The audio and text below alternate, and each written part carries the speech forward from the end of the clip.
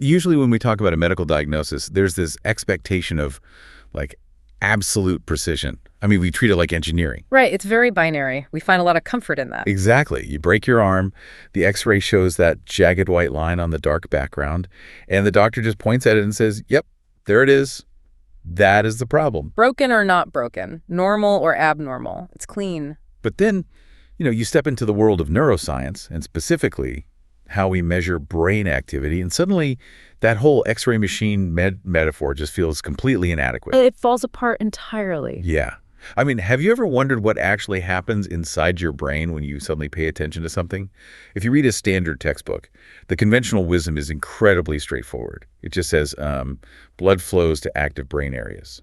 Which sounds so simple, right? It sounds entirely logical. It does. But today, on this deep dive, we are going to completely shatter that simple assumption because, well, it turns out it's wrong, or at least incredibly incomplete. Yeah, and that overly simple assumption has led to decades of just diagnostic muddy waters in neuroscience. I mean, we desperately want the brain's plumbing to be visible and easily categorized. We want the simple X-ray. Exactly. But the reality of how blood and electricity interact in our heads is vastly more complex and, frankly, far more elegant than we ever thought. Okay, so let's unpack this. Our mission today is to explore a truly groundbreaking April 2026 study.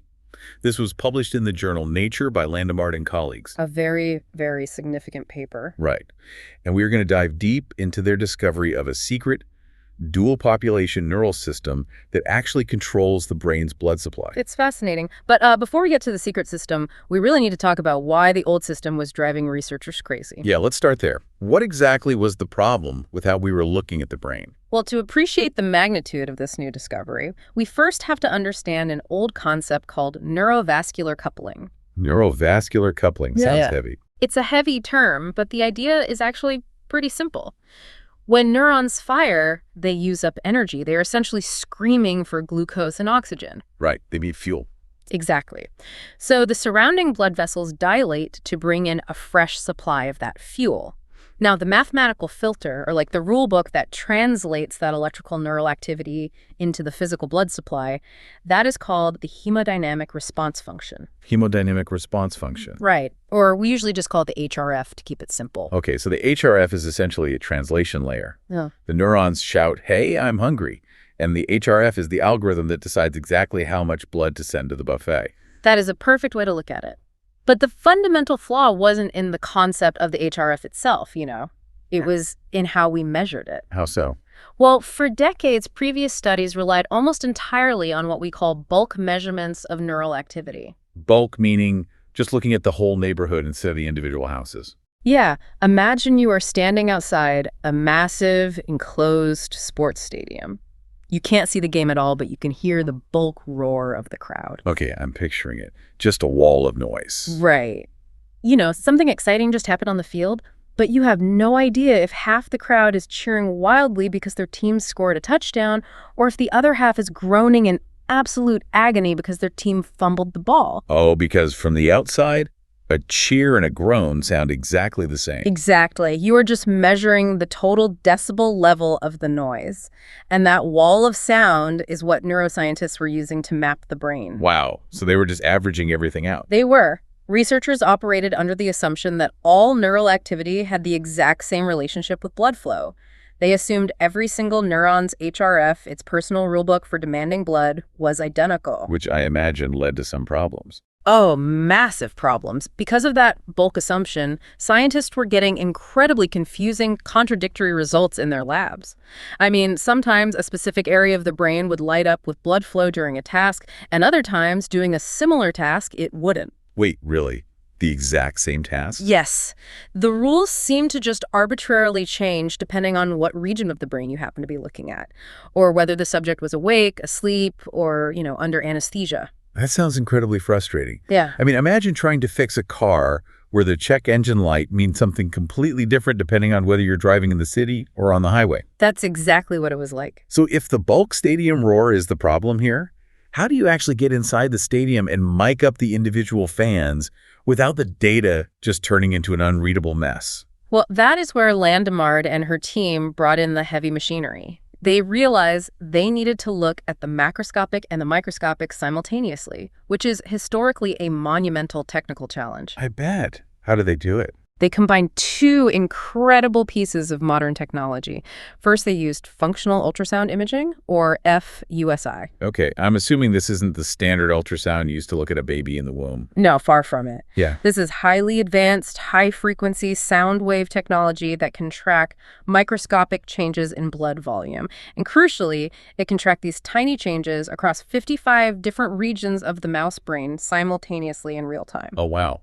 55 regions all at once. Right, so that gives them the overarching map of the blood flow.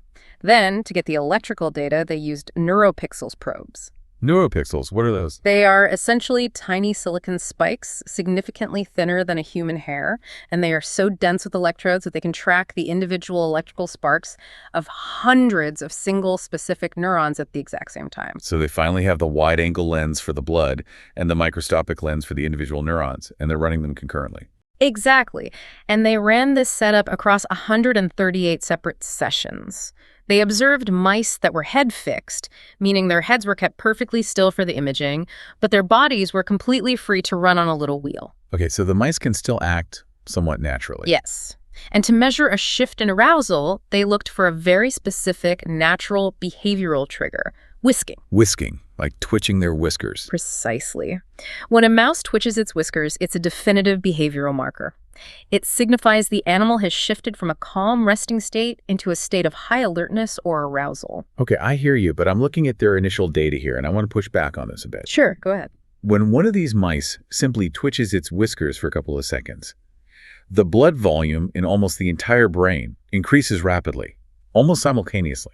There's a massive surge upward, and then about 2 seconds later, it drops back down. Doesn't that actual event prove the old bulk theory right? I mean, it looks like one giant global reaction to being startled. It's like a city turning on all its streetlights at the exact same moment because a storm rolled in. I see why you'd say that. When you look at the raw visual of the blood surging, it certainly gives that impression. Right. But when you dive into the underlying mathematics, the bulk prediction actually failed spectacularly. The researchers took that average stadium roar of electrical firing rates they measured, and they ran it through the standard bulk HRF algorithm to see if it could predict the blood flow they were seeing on the ultrasound. And the algorithm couldn't predict the surge? Well, the algorithm predicted a surge, but it completely missed the actual shape of the blood flow. It missed what we call the biphasic nature of the event. Biphasic meaning it has two phases. Exactly, two distinct phases. The bulk model basically predicted a smooth, simple, rolling hill of blood flow. It said, activity goes up, blood goes up, activity goes down, blood goes down. Makes sense. But the reality recorded by the ultrasound showed a sharp, aggressive mountain peak of blood volume, followed immediately by a surprisingly deep valley. A significant drop, about 2 seconds later. A peak in a valley. Yes. And the stadium roar of average electrical activity simply could not explain that secondary valley. It made no mathematical sense under the old rules. Okay, before we get to the answer, let's do a quick mental recap for everyone listening, just to anchor this. Good idea. So first bullet point to remember, neurovascular coupling, the link between brain electricity and blood, was totally misunderstood because we were only measuring the average bulk activity. Yes, the stadium roar. Second bullet point. Yeah. We finally got better tools in 2026, FUSI for the blood, Neuropixels for the neurons. Letting us see the macro and micro at one. Exactly. And third point, when a mouse gets aroused, like by twitching his whiskers, its brain blood volume does this weird biphasic thing. A sharp mountain peak of blood, followed by a deep valley, which the old bulk math totally fails to predict. That is the perfect summary. And actually, I want to pose a question to you, the listener. Have you ever noticed a delayed physical reaction to a sudden sound or surprise? Like when you hear a sudden loud noise like a door slamming in an empty house, your heart rate spikes instantly. Right, the immediate shock. But that strange physical jitteriness, that cold feeling in your limbs, often doesn't hit you until a few seconds later. It feels like we experience these distinct, delayed phases of arousal in real time. So keep that delay in mind as we zoom into the cellular level. That's a great analogy for what happens next. So if we've been looking at the brain through a blurry lens this whole time, and the bulk math can't explain this mountain peak and deep valley of blood flow, what did they actually find when they looked closer? This is where the study completely changes the paradigm of neuroscience. When they looked at the individual data from those Neuropixels probes, they discovered that the brain is absolutely not acting as one bulk mass. Okay, what is it doing? Instead, embedded everywhere throughout the brain tissue, living side by side, are two distinct, fundamentally opposing tribes of neurons.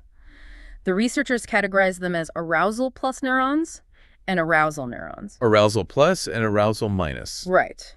When the mouse twitches its whiskers, when it enters that state of heightened arousal, the arousal plus neurons suddenly start firing much faster. They get highly active. Okay, that makes sense. But at that exact same millisecond, the arousal neurons do the exact opposite. They go completely quiet. They essentially shut down their electrical activity. Whoa. So one tribe starts screaming, and the neighboring tribe immediately goes completely silent. Exactly. It's a fascinating dynamic. But how does that dual reaction explain the weird mountain and valley shape of the blood flow? To understand that, we have to look at their specific rule books. Remember how I mentioned the old assumption was that all neurons relate to blood flow in the exact same way? The idea that every neuron has the same HRF algorithm. Right. Well, the researchers found an incredibly intricate detail that disproves that. Both of these neural populations actually have a positive relationship with blood flow, meaning they are both vasodilatory. Wait, hold on. Let me make sure I'm wrapping my head around this. Yeah. When an arousal plus neuron fires, it calls for more blood. Correct. And surprisingly, when an arousal neuron fires, it also calls for more blood. Exactly. They both want blood when they are active. But think about what happens when the mouse gets startled.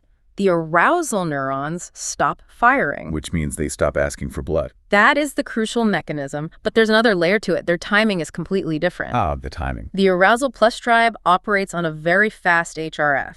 When they fire, the blood vessels dilate, and the blood arrives almost instantly. The arousal tribe, however, operates on a highly delayed HRF.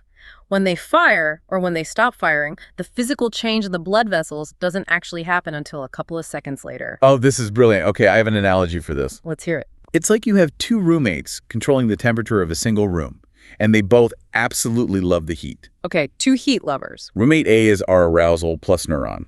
They control a very fast, powerful electric space heater. Roommate B is our arousal neuron. They control an old-school, slow-acting cast iron radiator. That analogy maps perfectly to the physics of what's happening. Right. So when an alarm goes off in the apartment, that represents the mouse whisking. Yeah. Roommate A wakes up instantly, panics, and cranks their fast space heater to maximum. The room gets hot almost immediately. With the mountain peak of blood. Exactly. But at the exact same moment, roommate B gets startled by the alarm and actually turns their slow cast iron radiator off. And because that cast iron radiator is so inherently slow to change temperature, you don't feel it turn off right away. The room is still blazing hot from roommate A's space heater. But 2 seconds later, roommate B's radiator finally goes ice cold. So if you are just monitoring the overall temperature of the room, it spikes up incredibly fast and then suddenly plunges down into a valley. The sequence is a beautifully choreographed biological dance. The mouse whisks, the arousal plus neurons fire, causing that fast, massive surge in blood volume. Simultaneously, the arousal neurons stop firing. And because their blood flow rulebook is delayed, their sudden lack of firing causes a delayed drop in blood volume a few seconds later. It's just so elegant. It really is. And when the researchers took the math for these two specific roommates, these two distinct neural populations, and combined them, they perfectly predicted the brain's actual physical blood volume fluctuations. So they completely outperformed that old bulk stadium roar model. It wasn't even close. The dual population model was vastly superior. And crucially, it didn't just work for the whisking behavior. The researchers tested it across multiple scenarios. Really? Like what else? Well, it accurately predicted the biphasic blood flow during spontaneous periods of rest. It predicted it when the mice were actively running on the wheel. And it even predicted the blood flow when they stimulated the mice visually by showing them flickering checkerboards on a screen. Wow, so the combined math of these two tribes works across the board. Entirely. Okay, time for our second mini recap. Let's do it. Bullet point 1. The brain doesn't just have one type of neuron reacting to a stimulus. It has arousal plus neurons that fire up and arousal neurons that go quiet. Bullet point 2. They both actually want blood, but arousal plus drives fast blood increases, while arousal regulates a delayed blood maintenance. And bullet point 3. Combining the math of these two roommates perfectly predicts the biphasic mountain and valley blood flow we actually observe. Spot on. So here is a question for you listening. Yeah. If your brain has a gas pedal and a delayed brake for blood flow, what happens when we look at regions of the brain that have totally different jobs? I mean, everything we thought we knew about this neurovascular coupling was skewed because our cameras were essentially out of focus. Right, we were averaging out the noise. We thought the brain had one gas pedal for blood, but it actually has a fast gas pedal and a delayed brake pedal operating simultaneously, which brings up a massive question. If the brain is balancing these two pedals, what happens in entirely different neighborhoods of the brain? That actually addresses one of the most persistent geographic mysteries in neuroscience. Oh. Historically, scientists have literally pulled their hair out because different brain regions seem to play by totally different rules. For example, if a mouse starts running, the blood flow in its deep midbrain looks vastly different than the blood flow in its auditory cortex, which is the part of the brain that processes sound. The old bulk models couldn't explain the discrepancy at all. Researchers usually just threw up their hands and concluded that neurovascular coupling must be inconsistent and just randomly localized. But Landemard's team was tracking 55 different brain regions at the same time with that ultrasound. They must have seen these discrepancies happening in real time. They did. And the secret they uncovered to solve the mystery was the ratio. They discovered that the relative bias of these two neural tribes dictates the geography of blood flow. Wait, meaning what? Meaning every single region of the brain they looked at contains both arousal plus and arousal neurons, but they do not have them in equal amounts. It's an architectural mix. The building materials are the same, but the blueprints are different depending on the neighborhood. Exactly. Take the deep midbrain regions. They are absolutely packed with arousal plus neurons. They have a massive architectural bias toward the fast space heaters. Okay. So when the animal is aroused and starts running, those midbrain regions get massive, sustained blood surges. The old bulk models consistently underestimated the sheer size of this surge because they were expecting an average response. But then you look at a place like the auditory cortex. Right. The auditory cortex is the exact opposite architectural mix. It is heavily packed with arousal neurons, Which are the Deloitte cast iron radiators that turn off when startled. Yes, and this actually makes profound evolutionary sense. Auditory neurons are often naturally suppressed when an animal is moving loudly. Wait, really? Yes, the brain quiets them down so the animal can still listen for the faint snap of a twig from a predator over the sound of its own footsteps. Oh, that is wild. So it actively suppresses its own noise. Exactly. Because there is such a dense population of arousal neurons in that region, shutting down to listen, the blood flow dynamics look completely different during arousal. They show a much heavier, more pronounced, delayed drop in blood volume. The data they extracted from this is just wild. I'm looking at it here, and the researchers found that just by looking at the simple ratio of these neurons in any given area, like literally subtracting the number of arousal neurons from arousal plus neurons and dividing by the total, they could predict the actual blood volume across all 55 regions. And they backed this up statistically, which is huge. They achieved a Pearson correlation of R 0.63. Okay, for listeners who might not breathe statistics every day, we need to contextualize that number. Definitely. In this kind of messy, complex biological data, an R value of 0.63 is an incredibly strong correlation. Yeah, to put it in stark contrast, the old bulk prediction model only managed a correlation of R.44. And a 0.44 correlation in this context is essentially just flipping a coin. It's barely better than a random guess. But jumping to 0.63 means they found the actual structural blueprint. They basically cracked the code. The ratio of the tribes is the true master key to understanding the blood flow. Okay, time for our final mini recap before we bring it all home. Let's hear it. Bullet point 1. Different brain regions have totally different ratios of arousal, plus two arousal neurons. Bullet point 2. This ratio, this specific architectural mix, explains why blood flow looks so wildly different across the brain during the exact same event. And bullet point 3. This rewrites the rule book on how we read brain scans entirely. It completely flips it on its head. Which brings me to a question for you listening.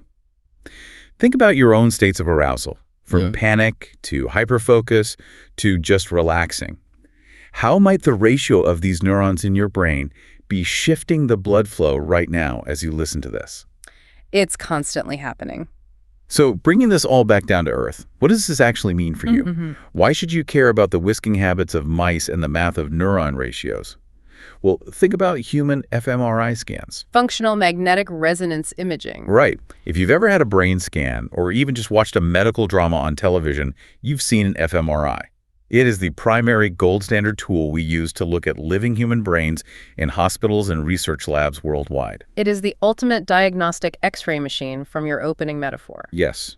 When we look at an fMRI image of a brain, and certain specific areas are lighting up in bright red and neon orange, the public, and frankly many doctors, have always been told that simply means that specific brain area is working really hard. It's burning more calories. Exactly. But this deep dive fundamentally changes that interpretation entirely. When a brain area lights up on a scan, it is not just a straightforward measure of total bulk effort or calorie burning. It is actually a reflection of the precise architectural mix of these two opposing neural tribes. It forces a profound shift in perspective. A region that lights up brilliantly on an fMRI might not actually be working harder than a dark region right next to it. Right. It might simply have a higher ratio of arousal plus neurons built into its tissue. This study proves that the underlying rules of the brain's plumbing are actually highly consistent across the entire organ. It isn't a chaotic mess of localized rules. It's just that for decades, we were staring at the stadium crowd as a whole, completely failing to identify the two distinct rival factions sitting in the stands. It gives us a completely new lens to understand focus, attention, and how our brain physically manages its precious energy resources during different states of arousal. It's just, it's incredible to marvel at the sheer elegance of the biology. It really is beautiful. A simple twitch of a whisker, or in our case, the blink of an eye or the sound of an alarm, sets off this perfectly choreographed, brain-wide dance. You have these two opposing teams of neurons playing a constant microscopic tug-of-war to manage the brain's energy grid. It's not just blood flowing to active areas. It is a highly tuned symphony of fast surges and delayed suppressions. It is a symphony. And, whenever we uncover a mechanism this delicate and balanced, it leaves us with a critical, provocative question for the future of human medicine. What's that? We now know, thanks to Landemar's team, that these two neural populations perfectly control the brain's blood supply during temporary acute states of arousal, a quick scare, a sudden sprint. But what happens to this delicate biological balance during long-term chronic states? Oh, wow. Like chronic stress, where you are basically in a state of constant low-level arousal. Precisely. How do chronic stress, severe sleep deprivation, or even decades of deep meditative practices affect this tug-of-war? If your arousal plus and arousal neurons are constantly pushed out of their natural balance over months or years, could that explain why the brain's energy regulation eventually breaks down in neurodegenerative diseases like Alzheimer's or dementia? Because the radiators and space heaters are just constantly fighting and burning out. Exactly. Could understanding and eventually manipulating the ratio of these specific neural tribes be the key to treating conditions where the brain's blood supply essentially malfunctions and starves the tissue? That is such a fascinating thread to pull on, and it brings us right back to where we started today. The diagnostic X-ray machine for the brain might have been blurry and misleading before, but thanks to this incredible combination of new tools, the image is finally starting to come into sharp, dual population focus. Thank you for joining us on this deep dive. Keep questioning the world around you, keep looking past the bulk noise, and we'll see you next time.